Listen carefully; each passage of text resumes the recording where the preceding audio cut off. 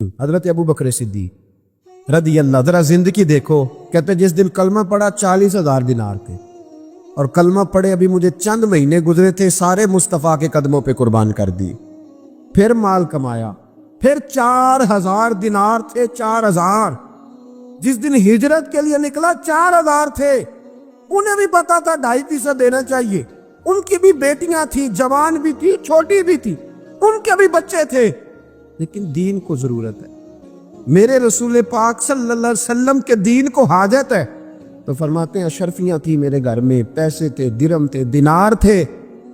میرے والد بوڑھے تھے، ان کو خیال تھا کہ ابو بکر ساری دولت نہ لے جائیں. تو حضرت اسماء بنت ابی بکر سے جناب ابو بکر صدیق نے کہا کہ اس طرح کرنا، ایک گڑا چھوٹا سا تھا، گڑا ٹویا، اس میں پیسے ہوتے تھے. فرمایا اس میں روڑے رکھ دینا، اوپر ٹاٹ ڈال دینا. والد نابینا ہیں، اگر پوچھے نا پیسے تو ان کا وہاں ہاتھ لگا دینا، انہیں پتہ چلے ابو بکر سارا مال لے کے نہیں گیا. فرماتے میں ہجرت پہ جانے لگا تو 4,000 سارے ہی لے گیا. سارا مال ہی گیا. 2.5% کے لیے رٹا پڑا ہوا ہے. 2.5% کے لیے لوگ بحث کر رہے، 2.5% کے لیے دلائل چاہیے.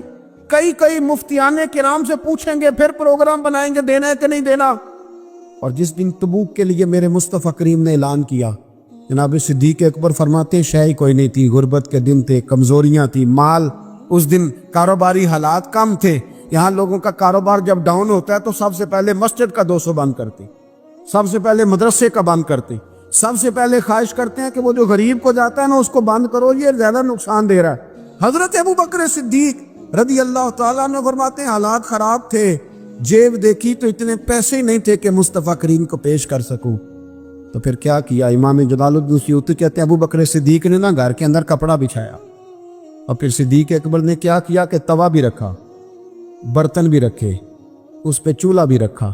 ابو بکر صدیق نے اس کے اوپر گھر والوں سے کہا کہ ایک ایک جوڑا پہن لو، ادھر دیکھو میری طرف، ایک ایک جوڑا پہن لو، اور باقی نا سارے جوڑے بھی یہاں رکھو. اور پھر جب لوگ بچوں نے دیکھا نا کہ ابا تو کپڑے بھی رکھوا رہا ہے، کیا بنے گا؟ فرمایا تمہیں تو ایک ایک جوڑے کی اجازت دے رہا ہوں نا، ذرا میری طرف دیکھو. خود اندر گئے تو ٹاٹ کا لباس پہن کے کپڑے بھی اتار کے رکھ دی، کپڑے بھی اتار کے زمین اسی میں رکھے، سارا کچھ باندھا. لباس ٹاٹ کا تن تندور تے ہڈاں دا بالن تے اسی ہاواں نال تپایا، کپ کپ مکیاں پیڑے کیتے، اتوں عشق پلے تھل لایا، تن دا سالن من دی ہانڈی لون صبر دا پایا. غلام فریدا وے میں ساری تیری، تینوں وجہ یقین نہیں آیا. ہر چیز لپیٹ کے نا تو نبی کریم کی بارگاہ میں لے گئے، ہر چیز. میرے محبوب کا بھی انداز دیکھو، فرمایا ماں اب کا ٹلے اہلے کا، گھر بھی کچھ چھوڑ کے آئے ہو. دیکھیں ادھر دیکھیں، جب کوئی لاتا تھا تو حضور فرماتے تھے کیا لے کے آئے ہو، یہ کیا ہے؟ یہ پوچھا جاتا ہے کہ یہ پوچھا جاتا ہے گھر کیا ہے؟ بھئی آپ کو کسی نے کوئی تحفہ دیا تو شاپر کھول کے تحفہ دیکھیں گے یا پوچھیں گے گھر کیا ہے؟ لیکن میرے رسول پاک کے لفظ دیکھیں، فرمایا ماں اب کئی تلے اہلے کا. ابو بکر سجنا گھر کیا چھوڑ کے آئے ہو؟ تو رو پڑے، کہنے لگے یا رسول اللہ میں کوئی غریب تو نہیں، میں بڑا مالدار. اب کئی تلہم اللہ و رسول، گھر اللہ بھی چھوڑ آیا ہوں، اللہ کا رسول بھی چھوڑ آیا. حضور میں کوئی کنگال نہیں، میں مصطفیٰ والا ہوں، میں کوئی غریب نہیں، میں نبی والا ہوں، میں رب رسول کو گھر چھوڑ آیا ہوں. میرے مصطفیٰ کریم علیہ السلام فرمانے لگے تیرے پیچھے جبریل امین کھڑے، اور انہوں نے ٹاٹ کا لباس پہنا ہوا، اور تیرے آنے سے پہلے وہ آ گئے تھے. تو میں نے پوچھا جبریل یہ بوریے کا لباس؟ عرض کی یا رسول اللہ ابو بکر نے پہنا ہے تو رب کو اتنا پسند آیا سارے فرشتوں کو پہنا دیا ہے، سارے فرشتوں کو پہنا دیا، سارے فرشتوں. ذرا یہ لذت تو لیں بات کی، جب 2.5% پہ جھگڑا ہوتا ہے نا تو پھر نماز میں مزہ نہیں آتا. جب تو 2.5% پہ بھی اڑا رہتا ہے نا، پھر درود و سلام پڑھتے پڑھتے طبیعت معاذ اللہ پریشان ہوتی ہے. جب الجھے ہوئے پھر مسائل اور ہیں. پھر میرے محبوب کریم بولے میں ابو بکر رب کریم نے ایک پیغام بھی بھیجا ہے. یا رسول اللہ وہ کیا؟ فرمایا رب فرماتا ہے کہ ابو بکر سے پوچھ کے بتائیں کہ اس حال میں وہ رب سے راضی ہے کہ ناراض ہے.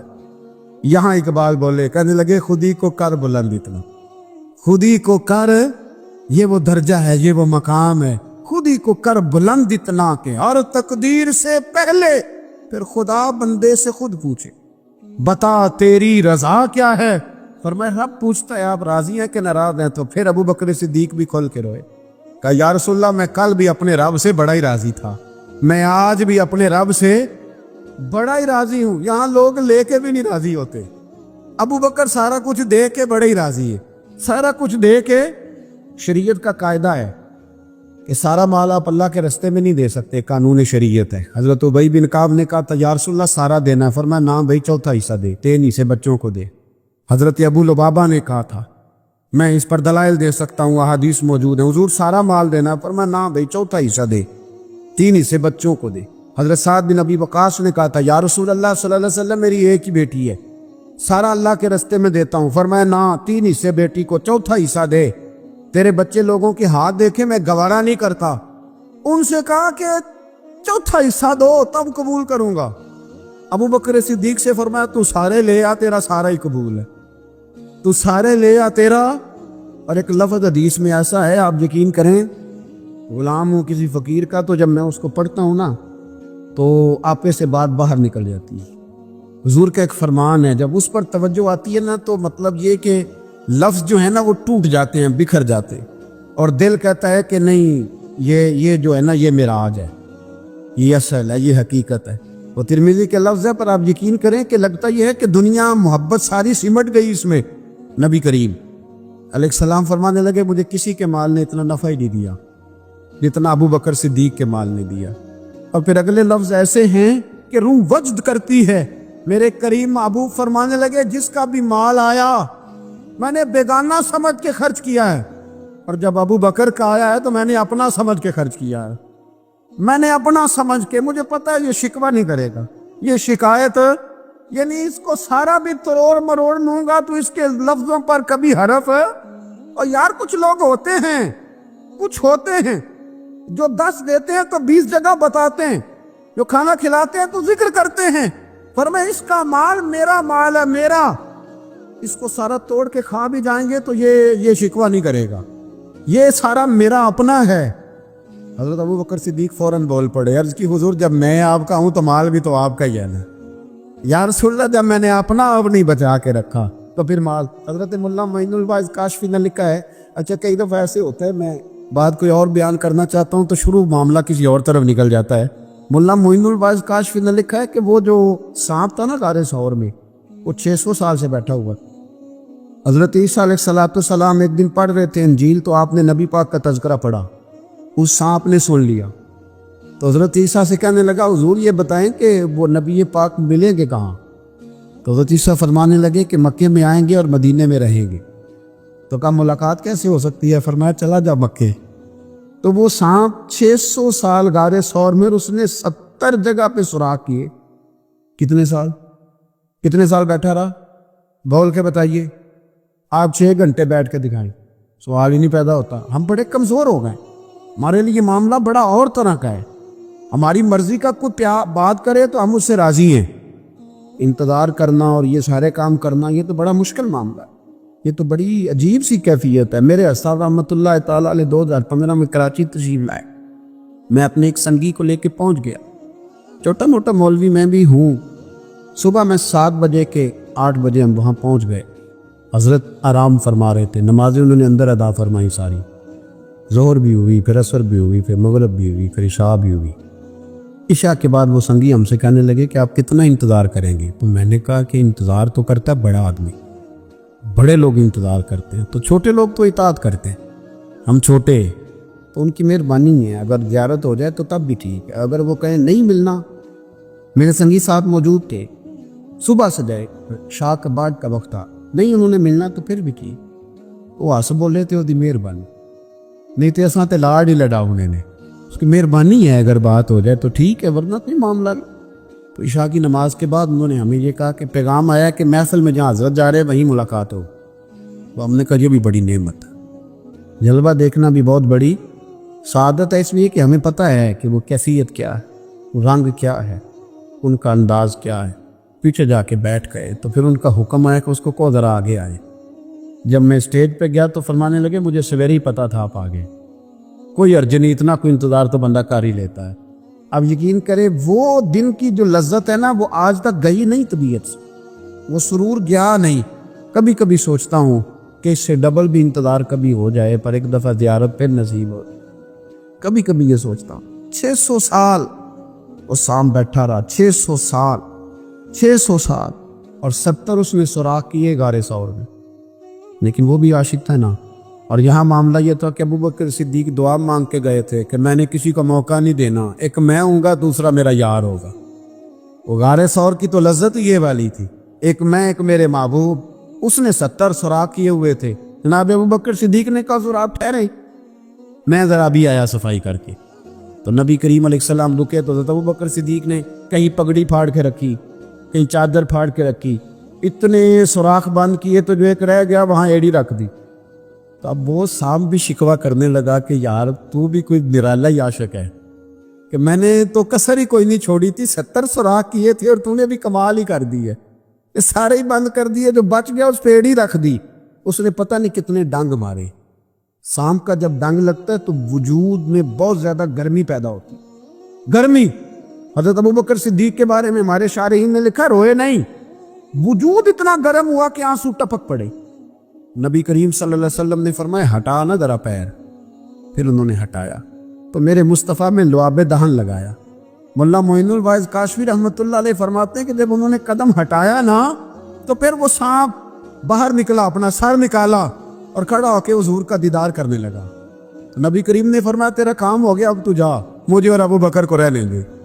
वो निकल गया। ये कैफियत है, ये मोहब्बत है, ये बारफ्तगी है, ये सोच है, ये दर्द है।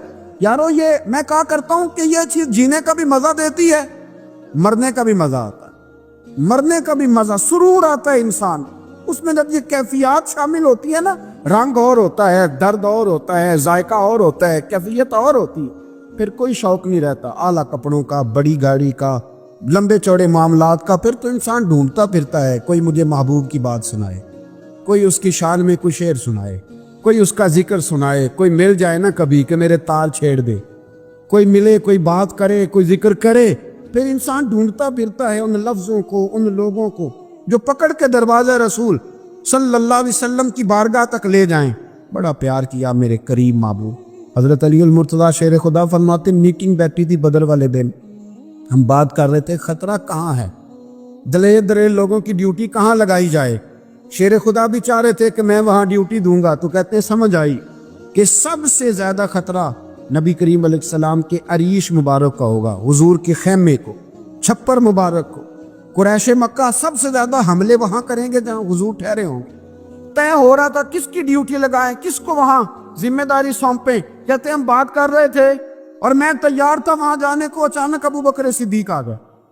क्या बातें हो रही हैं? तो हमने कहा जनाब हम प्रोग्राम बना रहे हैं कि वहां ड्यूटी किसने करनी है। तो फरमाने लगे ये करने वाली बात ही कोई नहीं, मैंने तो अर्ज कर भी दिया नबी पाक की बारगाह में कि या रसूलल्लाह यहाँ ड्यूटी मैं ही करूंगा।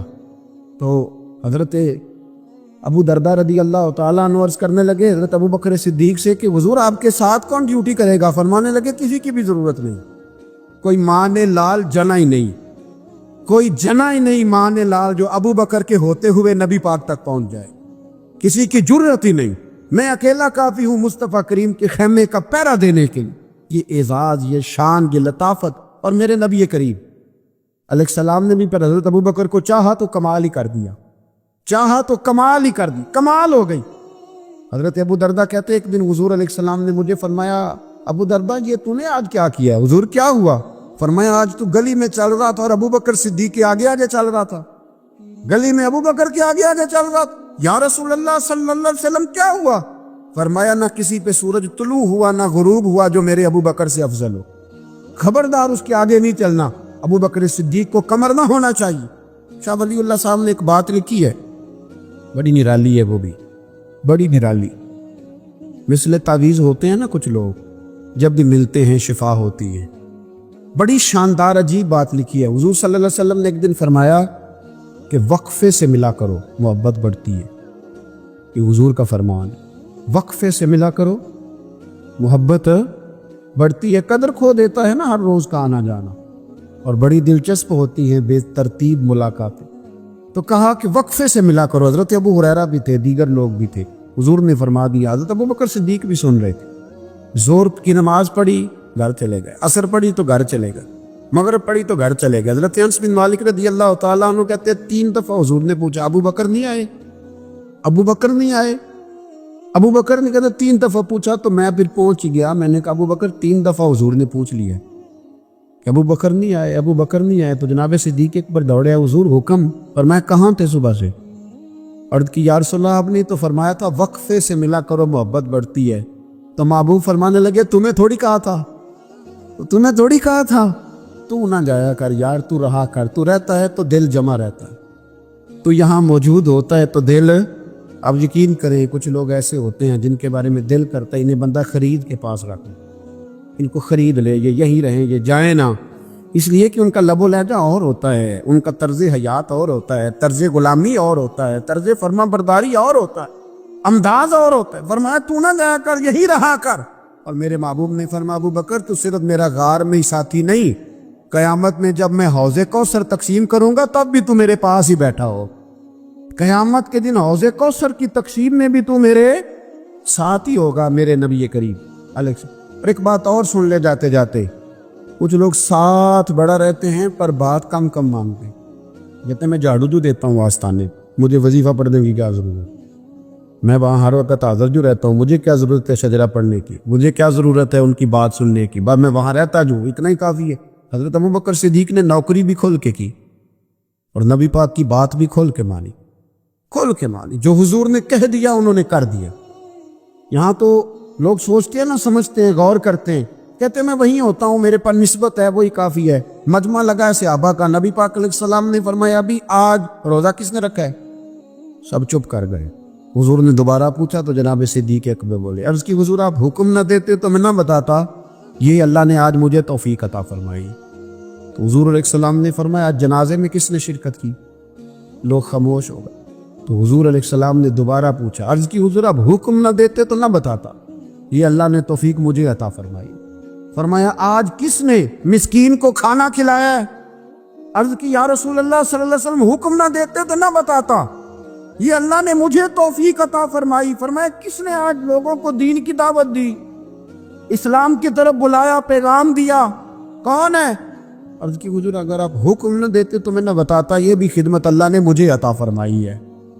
تو نبی کریم علیہ السلام نے فرمایا ابو بکر سن, قیامت کے دن ایک دروازہ جنت میں ایسا ہوگا جہاں سے صرف روزے دار گزریں گے, ایک ایسا ہوگا جس سے صرف نمازی گزریں گے, ایک ایسا ہوگا جس سے صرف حاجی گزریں گے, ایک سے سخاوت کرنے والے گزریں گے.